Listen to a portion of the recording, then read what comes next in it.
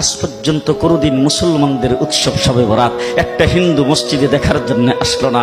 মুসলমানদের উৎসব শবে কদর একটা হিন্দু কোনোদিন চাওয়ার জন্য আসলো না।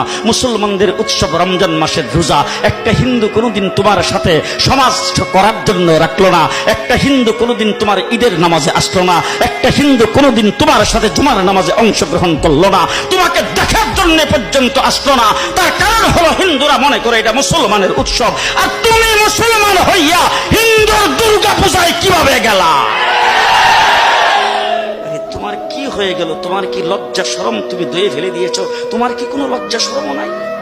আজ পর্যন্ত কোনোদিন মুসলমানদের উৎসব শবে বরাত একটা হিন্দু মসজিদে দেখার জন্য আসলো না। মুসলমানদের উৎসব শবে কদর একটা হিন্দু কোনোদিন চাওয়ার জন্য আসলো না। মুসলমানদের উৎসব রমজান মাসের রোজা একটা হিন্দু কোনোদিন তোমার সাথে সমাজ করার জন্য রাখলো না। একটা হিন্দু কোনোদিন তোমার ঈদের নামাজে আসলো না।